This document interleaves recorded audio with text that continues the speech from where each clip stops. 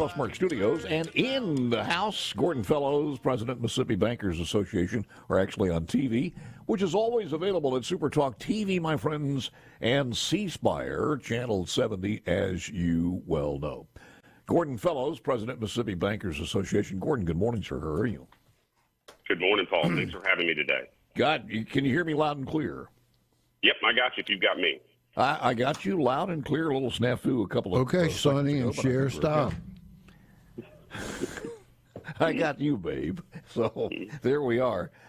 I don't know where to start off, but let me start off with a Kevin O'Leary soundbite here as far as the economy is concerned. And this guy's gotten more and more presence and more visibility out there and credibility, too. And all the talk about I'm a big spending Biden, I lowered the deficit.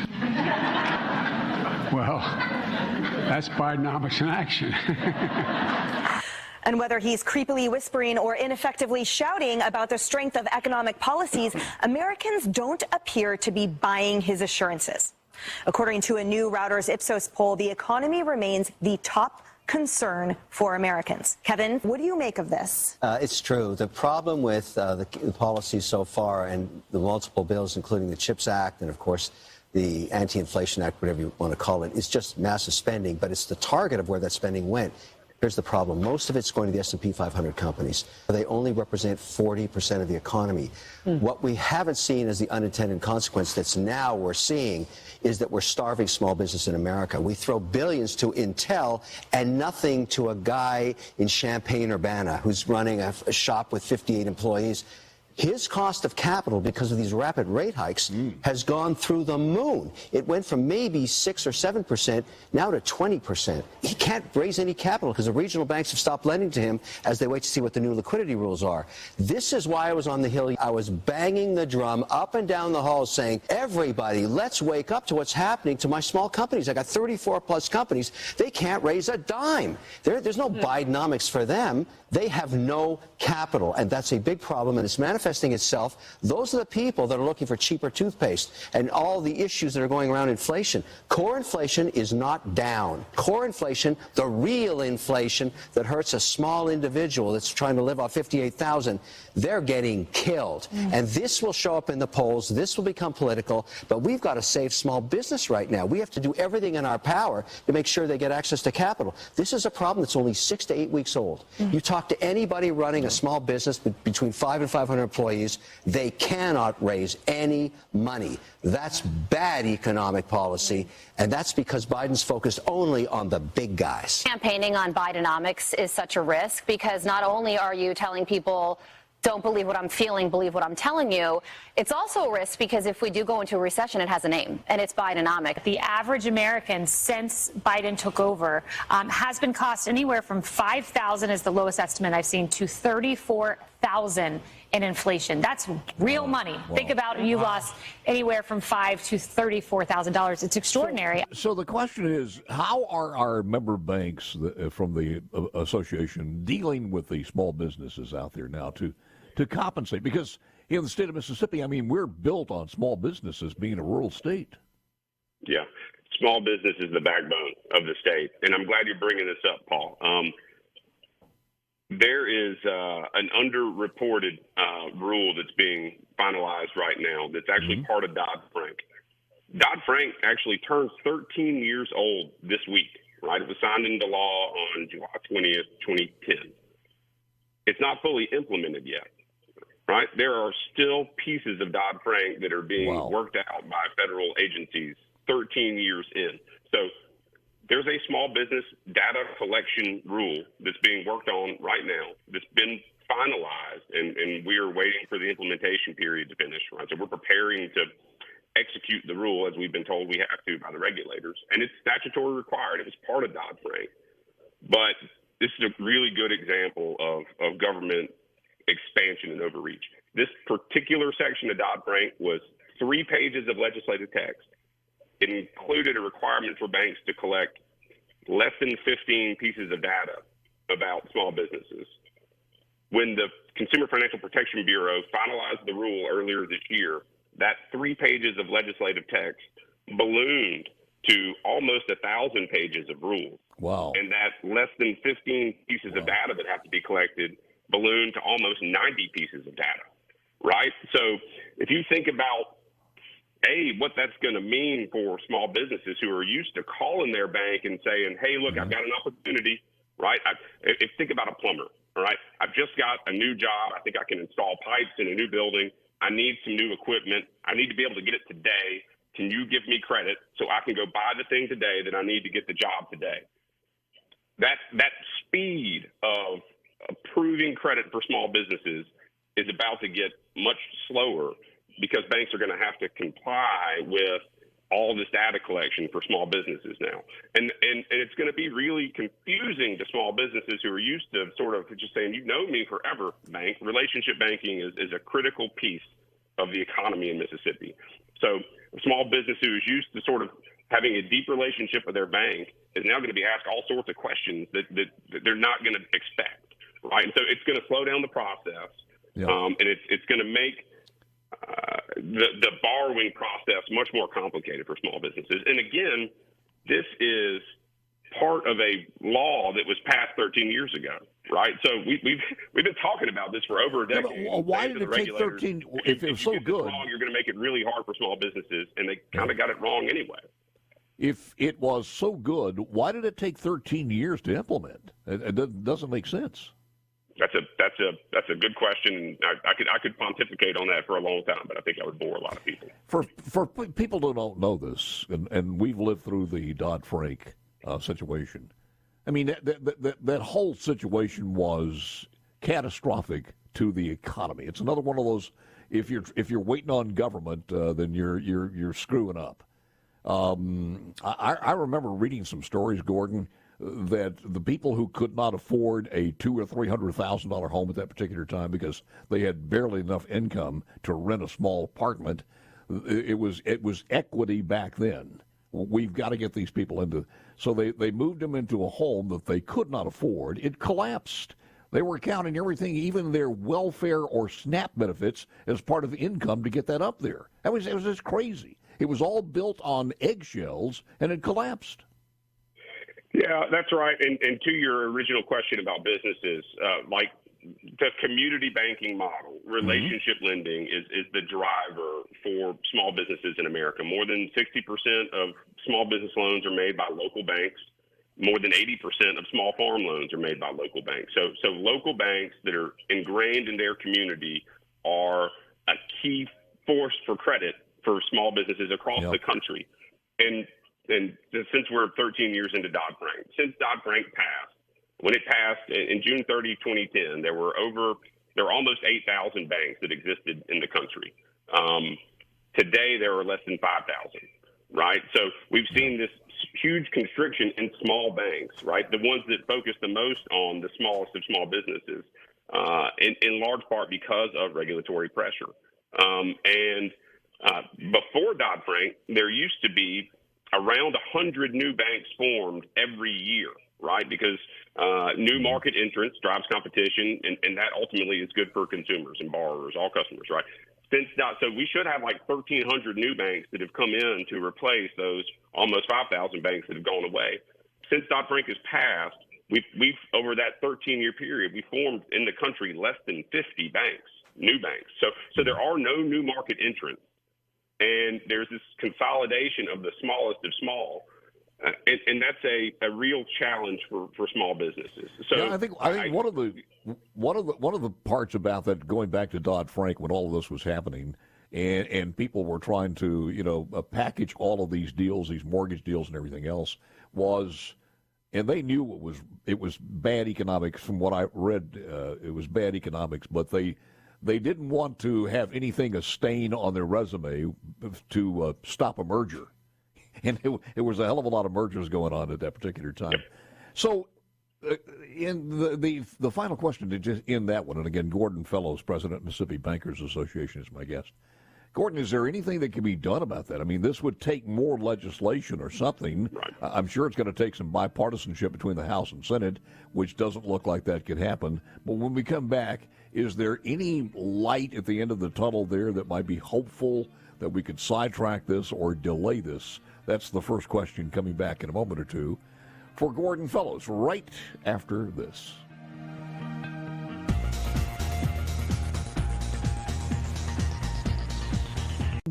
And ironically speaking with Gordon Fellows, President, Mississippi Bankers Association.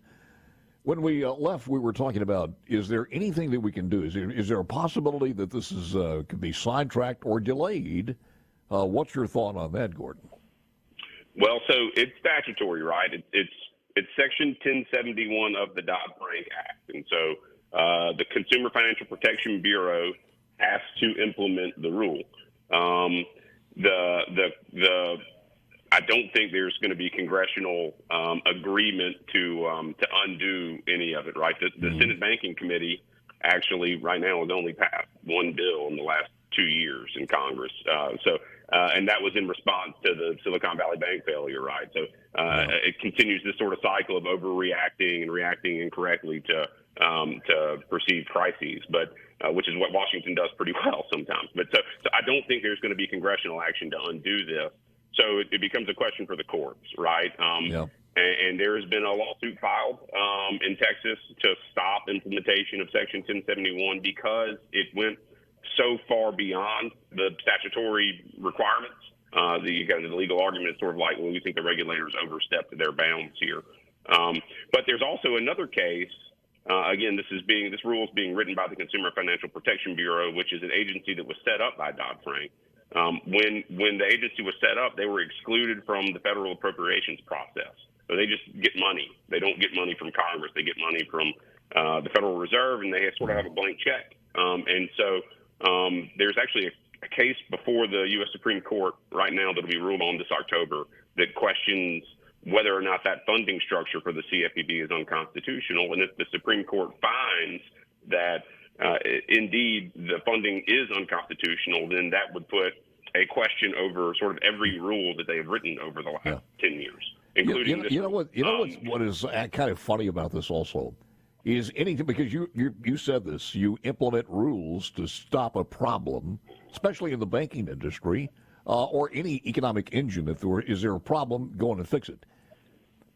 When you implement something that is to fix a problem 13 years later, my God, the economy changes. There are so many different changes. How do you implement something to solve a problem that was 13 years ago? It's just, it's where government sucks, to be honest with you. Yeah, and I'll add a layer to that too, Paul, right? You were talking before the break about mortgages. Mortgages were really the issue in 08, 09, and 10, not small business lending, right? Yeah. Small business loans had nothing to do with the problems. And so the legislative solution to fix the mortgage problems, which were, partially government caused, was to tie in and create more hoops and hurdles for small businesses, which doesn't make any sense, right? No, it doesn't. I mean, it really doesn't. Well, whether it's the Treasury or anything else, the government works best when you let the economy take care of itself in many different ways.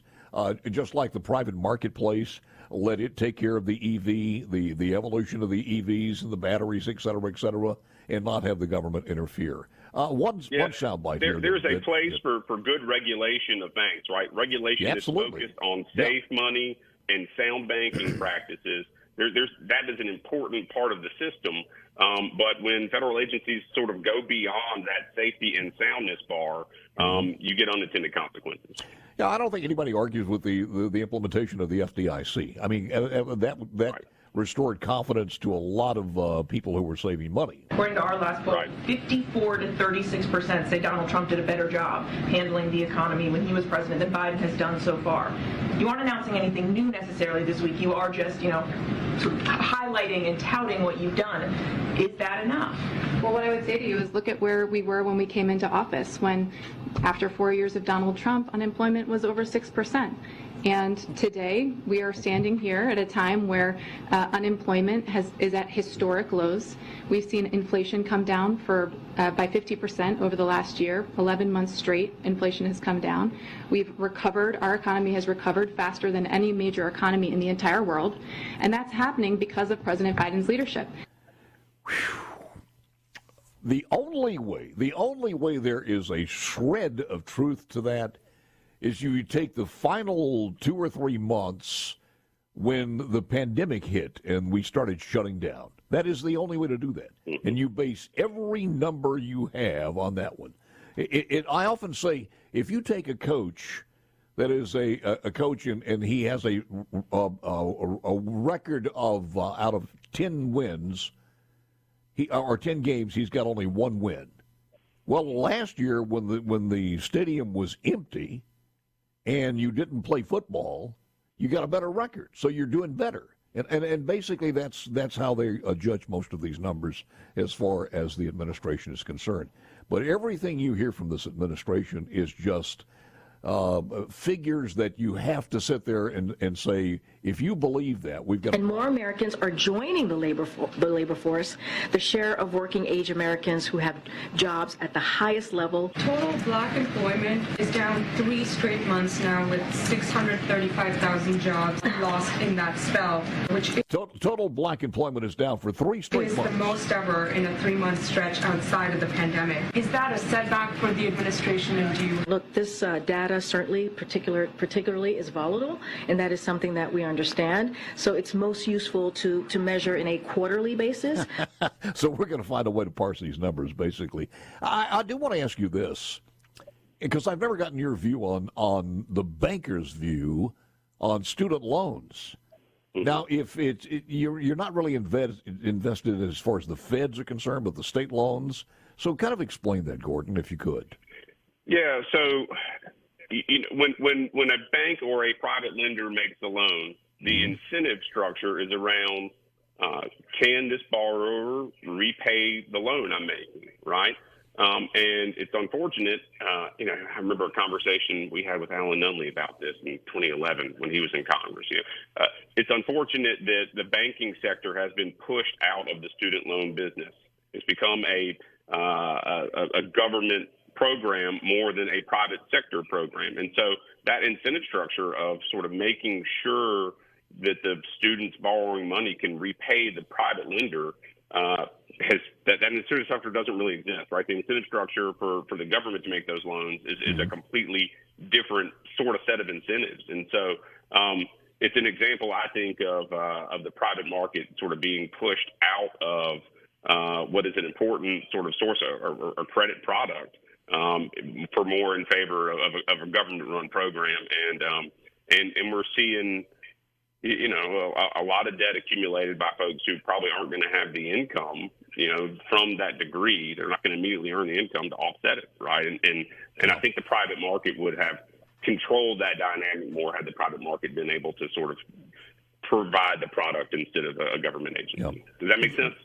Yeah, it does. But somebody's going to pay for this one way or the other. Regardless of where it comes out of, if it's coming out of taxpayers' money one way or the other, if it's not repaid, certainly on a federal basis. Biden's got this new student loan deal after the court struck everything down, and he basically said it's going to be income-driven. Repayments will cost taxpayers $475 billion over the next 10 years. Now, somebody's got to pay for that.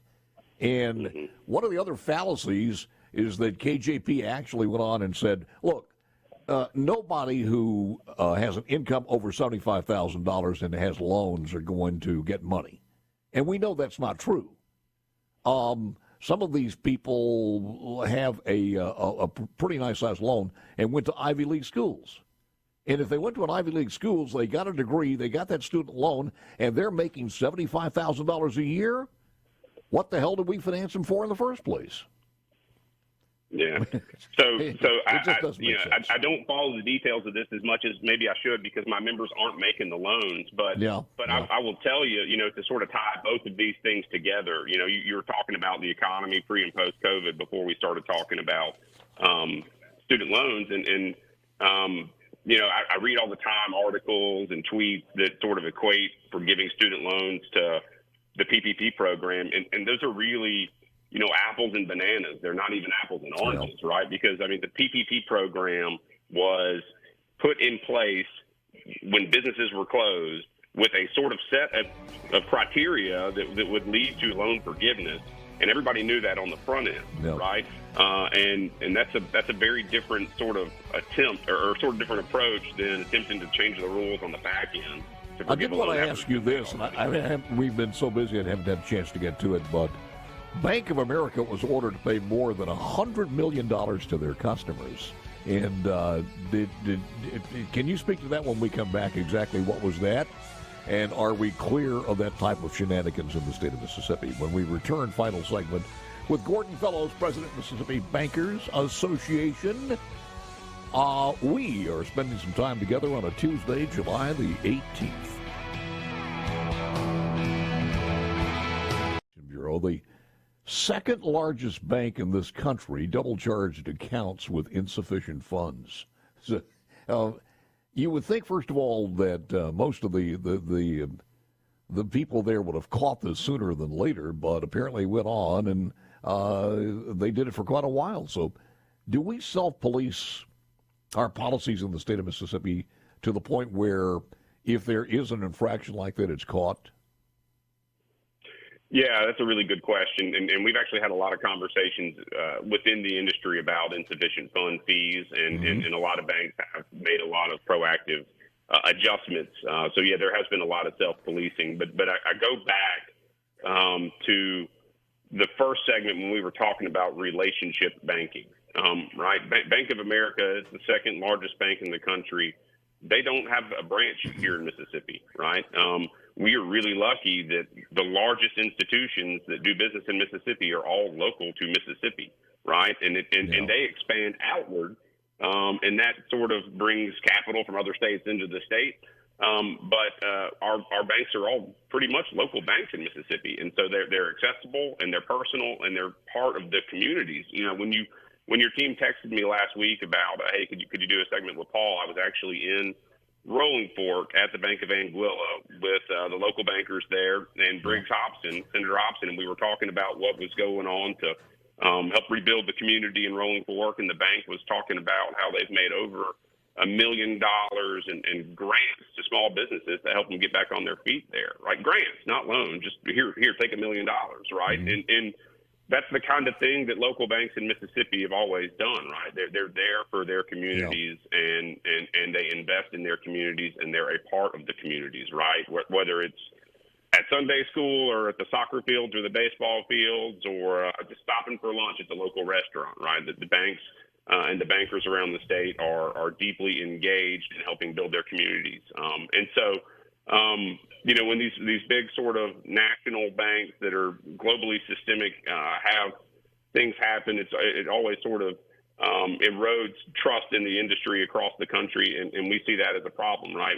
So I guess my point in bringing all that up is to remind Mississippians that the banks that you use here are local, and they're a part of your community, and they want to engage with you at the local level. And so if you're a business owner, if you're a consumer, I encourage you to work to build a relationship with your local banker. I guarantee you they want to build that relationship with you. And I think that's the best way to police these things. Yeah, and that said, Gordon, too, when you start looking at what's happened since we mentioned Dodd-Frank, even the bankers will have, and they have to apologize. Dan, you'd come by here. This was so easy 2 months ago. All of a sudden, these new red tape rules came in. And Dan doesn't like that. Dan wants to do what if he wants a car, he just called Bob at the bank he's known forever and said, Bob, I'm going to go look at a car. Do what you got to do and just send me the information. And it's not the banker's fault. I mean, all of these new rules and regulations have come in. That's what this new thing we were talking about worries me also, because it's going to be another giddy up that the banker has to tell the guy he goes to church with, and maybe his kids are in school together, I can't do it. It's going to take a week or two. Yeah, or even like, I'm sorry, I have to ask you this question, but now I have to ask you this question. Are you male or are you female? Yeah. Right? I mean, that kind of thing, it's just going to slow down the process and make everything more complicated than it should be. And forget about your bank account. What pronouns do you want to go by? So it's crazy. Man, it's always a pleasure. I thank you. I think we've put everything we could in this short segment, so I appreciate you very, very much. Thank you, Gordon. Thank you, Paul. It's good to be on with you. Have a great week.